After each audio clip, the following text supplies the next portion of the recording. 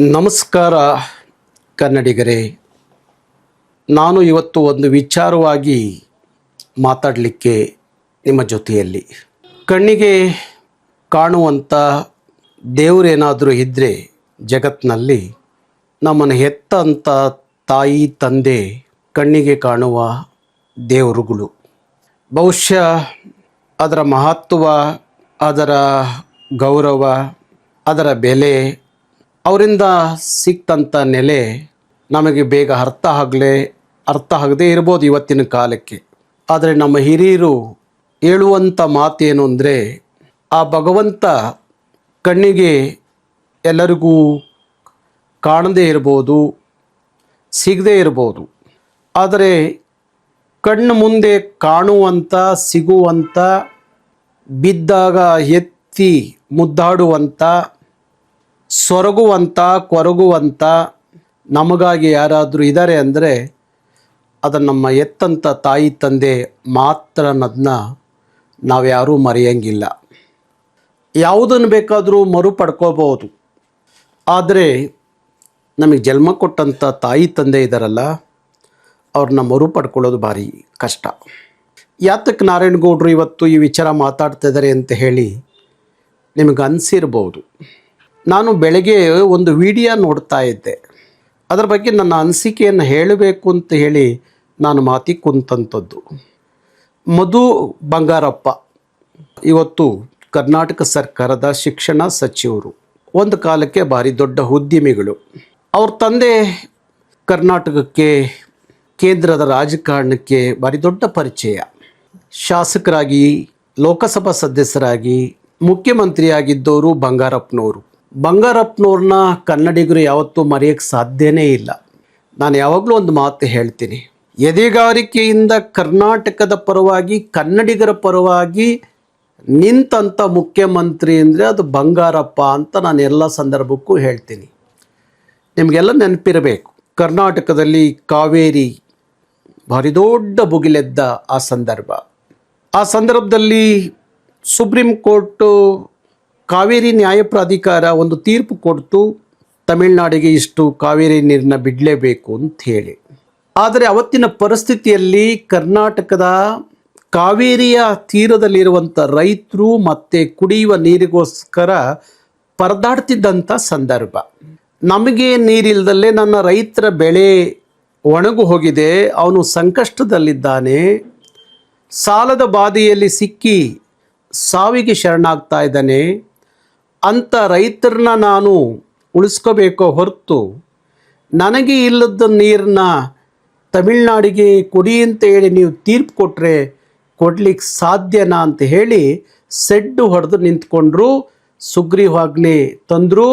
ನಾನು ಯಾವುದೇ ಕಾರಣಕ್ಕೂ ಈ ಸಂದರ್ಭಕ್ಕೆ ತಮಿಳ್ನಾಡಿಗೆ ನೀರು ಕೊಡೋಕ್ಕಾಗಲ್ಲ ಅಂತ ಹೇಳಿ ಸುಪ್ರೀಂ ಕೋರ್ಟ್ ತೀರ್ಪನ್ನು ಧಿಕ್ಕರಿಸಿರೋ ಅನ್ನೋ ಕಾರಣಕ್ಕೋಸ್ಕರ ಅವ್ರನ್ನ ಸುಪ್ರೀಂ ಕೋರ್ಟ್ ಕಟ್ಕಟ್ಟೆಯಲ್ಲಿ ನಿಲ್ಲಿಸಿದ್ದು ಉಂಟು. ಅನೇಕರು ಬಂಗಾರಪ್ಪನವ್ರ ಬಗ್ಗೆ ಬೇರೆ ಬೇರೆ ಮಾತಾಡಬಹುದು, ಆದರೆ ನನ್ನಂಥ ಹೋರಾಟಗಾರ ಬಂಗಾರಪ್ಪನ ಯಾವತ್ತೂ ಮರೆಯೋಕ್ಕೆ ಸಾಧ್ಯ ಇಲ್ಲ. ಎಷ್ಟೋ ಜನ ಮುಖ್ಯಮಂತ್ರಿಗಳು ಹೈಕಮಾಂಡ್ ಆದೇಶವನ್ನು ಧಿಕ್ಕರಿಸೋದೇ ಭಾರಿ ಕಷ್ಟ. ಇವತ್ತು BJP ಹೈಕಮಾಂಡ್, ಕಾಂಗ್ರೆಸ್ ಹೈಕಮಾಂಡ್ ಆದೇಶವನ್ನು ಧಿಕ್ಕರಿಸಿ ಒಂದು ರಾಜ್ಯದ ಪರವಾಗಿ ನಿಲ್ಲೋದೇ ಕಷ್ಟ ಕಾಲದಲ್ಲಿ, ಅವತ್ತಿನ ಕಾಲಕ್ಕೆ ಸುಪ್ರೀಂ ಕೋರ್ಟ್ ಆದೇಶವನ್ನು, ಕಾವೇರಿ ನ್ಯಾಯಮಂಡಳಿಯ ಆದೇಶವನ್ನು ಧಿಕ್ಕರಿಸಿ ಕರ್ನಾಟಕ ಪರವಾಗಿ, ಕನ್ನಡಿಗರ ಪರವಾಗಿ ಎದೆಗಾರಿಕೆಯಿಂದ ನಿಂತರಲ್ಲ ಬಂಗಾರಪ್ಪನವರು. ಅದಕ್ಕಾಗಿ ಅವರಿಗೆ ಯಾವತ್ತೂ ಕನ್ನಡಿಗರು ಮರೆಯೋಂಗಿಲ್ಲ. ಅಂಥ ರಣಧೀರ ಕನ್ನಡಿಗ ಬಂಗಾರಪ್ಪ ಅವತ್ತಿನ ಕಾಲಕ್ಕೆ ಮುಖ್ಯಮಂತ್ರಿ. ಅಂಥ ಬಂಗಾರಪ್ಪನವರ ಬಂಗಾರದ ಧಾಮ ವಿಡಿಯೋ ನೋಡಿ ಭಾರಿ ಖುಷಿಪಟ್ಟೆ. ಯಾವುದೇ ತಾಯಿ ತಂದೆಗೆ ಮಧು ಬಂಗಾರಪ್ಪನಂಥ ಮಗ ಇರಬೇಕು ಅಂತ ನನಗೆ ಅನ್ನಿಸ್ತು ಅದನ್ನು ನೋಡಿದಾಗ. ಎಂಥ ಅದ್ಭುತವಾದಂಥ ಆಲೋಚನೆ, ಎಂಥ ಅದ್ಭುತವಾದಂಥ ಚಿಂತನೆ, ಎಂಥ ಅದ್ಭುತವಾದಂಥ ತಂದೆ ತಾಯಿಯ ಆ ಸ್ಮಾರಕ, ಬಂಗಾರದ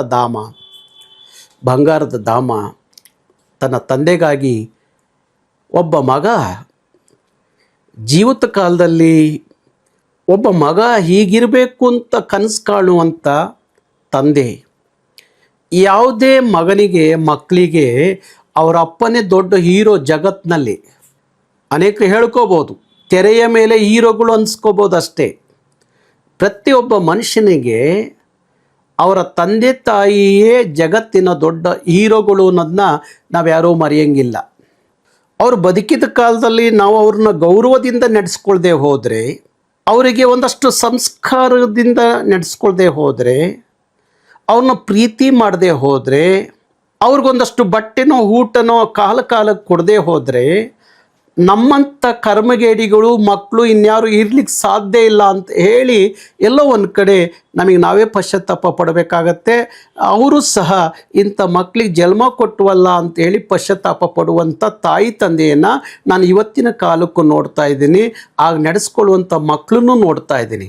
ಆದರೆ ಮಧು ಬಂಗಾರಪ್ಪ ಅವರ ಆಲೋಚನೆ, ಅವರ ಚಿಂತನೆ, ಅವರ ತಂದೆಗೆ ಕೊಟ್ಟಂಥ ಕೊಡುಗೆ, ಅವ್ರ ತಂದೆಯ ಬಗ್ಗೆ ಇರುವ ಪ್ರೀತಿ, ಕಾಳಜಿ, ಗೌರವ, ಘನತೆ, ಆ ಬದ್ಧತೆಯನ್ನು ಬಹುಶಃ ಯಾರು ಪ್ರಶ್ನೆ ಮಾಡಲಿಕ್ಕೆ ಸಾಧ್ಯ ಇಲ್ಲ. ಮಧು ಬಂಗಾರಪ್ಪನೇ ಸಾಟಿ ಅಂತ ಅನ್ನಿಸ್ತು. ನಾವು ಎಲ್ಲೋ ಅಯ್ಯಪ್ಪ ಅಂತೇಳಿ ಹುಡ್ಕೊಂಡು ಕೇರಳಕ್ಕೆ ಹೋಗ್ತೀವಿ, ಎಲ್ಲೋ ತಿಮ್ಮಪ್ಪ ಅಂತೇಳಿ ಆಂಧ್ರಕ್ಕೆ ಹುಡ್ಕೊಂಡು ಹೋಗ್ತೀವಿ.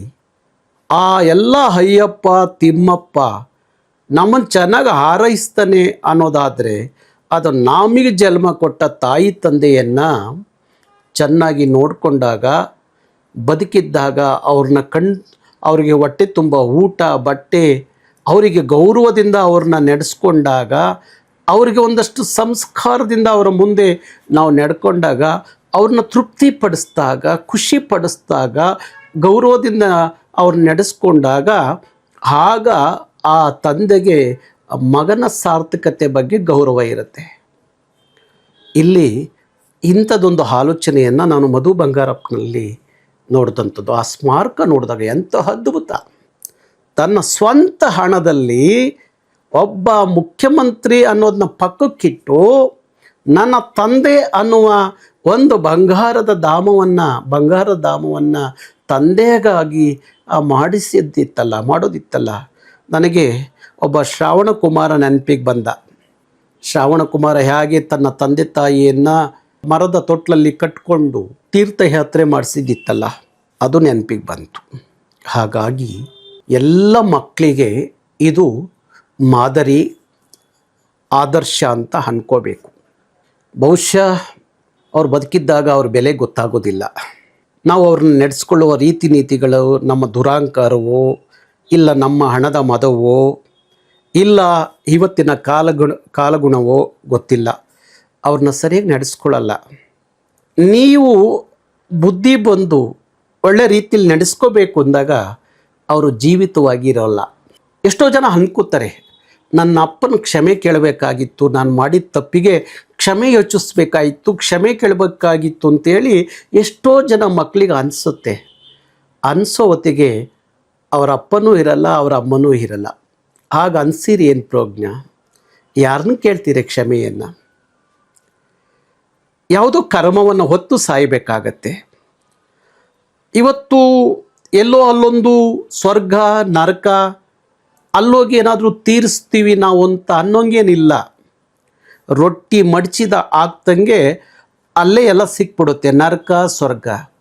ಒಳ್ಳೆಯದು ಮಾಡಿದಾಗ, ಒಳ್ಳೆಯದ ರೀತಿಯಲ್ಲಿ ನಡೆಸ್ಕೊಂಡಾಗ, ತಂದೆ ತಾಯಿಗಳನ್ನು ಗೌರವದಿಂದ ನಡೆಸ್ಕೊಂಡಾಗ, ಅವ್ರಿಗೆ ಹೊಟ್ಟೆ ತುಂಬ ಊಟ ಮೈ ತುಂಬ ಬಟ್ಟೆ ಕೊಟ್ಟಾಗ, ಸರಿಯಾದ ದಾರಿಲಿ ತಂದೆ ತಾಯಿಗಳ ಎದುರುಗಡೆ ಮಕ್ಕಳು ನಡ್ಕೊಂಡಾಗ ಅದೇ ಸ್ವರ್ಗ. ತಂದೆ ತಾಯಿಗಳನ್ನು ಸರಿಯಾಗಿ ನಡೆಸ್ಕೊಳ್ಳದೆ ಆ ಕ್ಷಣಕ್ಕೆ ಅಹಂಕಾರ ದುರಾಂಕಾರದಿಂದ ವರ್ತಿಸಿದಾಗ ಆ ಕೆಲವೇ ದಿನಗಳಲ್ಲಿ ಆ ನರಕದ ಅನುಭವ ನಿಮಗೆ ಆಗುತ್ತೆ. ಹಾಗಾಗಿ ಆ ಬಂಗಾರದ ಧಾಮ ನೋಡಿದಾಗ, ಮಧು ಬಂಗಾರಪ್ಪನವರ ಕಾಳಜಿ ನೋಡಿದಾಗ ಸಾರ್ಥಕವಾಯ್ತು. ಇಡೀ ಕರ್ನಾಟಕ ಸರ್ಕಾರದಲ್ಲಿ ಒಬ್ಬರು ಮಂತ್ರಿ ಇದ್ದಾರಲ್ಲ ಅನ್ನೋದು ನನಗೆ ಅನ್ನಿಸ್ತು. ಅವ್ರ ಮೇಲೆ ಇನ್ನೂ ಗೌರವ ಹೆಚ್ಚಾಯಿತು, ಪ್ರೀತಿ ಹೆಚ್ಚಾಯಿತು. ನಮ್ಮ ಜನಪದರು ಹೇಳ್ತಾರೆ, ತಂದಿದ್ರೆ ಬಳಗೆಚ್ಚು, ತಾಯಿ ಇದ್ದರೆ ತವರೆಚ್ಚು ಅಂಥೇಳಿ. ತಂದೆ ಇದ್ದರೆ ಬಳಗ ಹೆಚ್ಚುತ್ತಂತೆ, ತಾಯಿ ಇದ್ದರೆ ತೌರಿ ಹೆಚ್ಚುತ್ತಂತೆ. ಇನ್ನೊಂದು ಕಡೆ ಹೇಳ್ತಾರೆ, ಕನ್ನಡದ ಒಂದು ಹಾಡಿದೆ, ತಾಯಿ ತಂದೆ ಇಬ್ಬರು ಕಣ್ಣಿಗೆ ಕಾಣುವ ದೇವರು, ಬಾಳಿನ ಆಕಾಶದಲ್ಲಿ ಅವರೇ ಸೂರ್ಯ ಚಂದ್ರರು ಅನ್ನೋ ಮಾತು ಒಂದು ಕಡೆ. ಇನ್ನೊಂದು ಕಡೆ ಅದೇ ಜನಪದರು ಹೇಳ್ತಾರೆ, ಕಾಶಿ ಕಾಶಿ ಎಂದು ಕಾಶಿಗೆ ಕರಿಬೇಡ, ಕಾಶಿ ಕಾಶಿ ಎಂದು ಕಾಶಿಗೆ ಕರಿಬೇಡ, ಕಾಸೊತ್ತಿನ ದಾರಿ ತವರೂರು, ಕಾಸೊತ್ತಿನ ದಾರಿ ತವರೂರ ಮನೆಯಲ್ಲಿ ಕಾಶಿ ಕುತ್ತವಳೆ ಹಾಡಿದವ್ವ. ಎಂಥ ಅದ್ಭುತವಾದಂಥ ಈ ನೆಲದ ಜನಪದರ ಚಿಂತನೆ. ಅವೆಲ್ಲವೂ ನಮ್ಮ ಕಣ್ಣು ಮುಂದೆ ಕಟ್ಟಿಕೊಡ್ತಾರೆ. ಅಂದರೆ ಅದು ಮಧು ಬಂಗಾರಪ್ಪ ತನ್ನ ತಂದೆಗೋಸ್ಕರ ಬಂಗಾರದ ಧಾಮ ನಮ್ಮ ಕಣ್ಮುಂದೆ ಬಂದು ಹೋಗುತ್ತೆ. ಅದಕ್ಕಾಗಿ ಆ ಕುಟುಂಬವನ್ನು ಆ ಭಗವಂತ ಚೆನ್ನಾಗಿರಲಿ, ಇಡಲಿ ಅಂತ ಹೇಳಿ ನಾನು ದೇವರಲ್ಲಿ ಪ್ರಾರ್ಥನೆ ಮಾಡ್ತೀನಿ. ನಮಸ್ಕಾರ ಕನ್ನಡಿಗರೇ.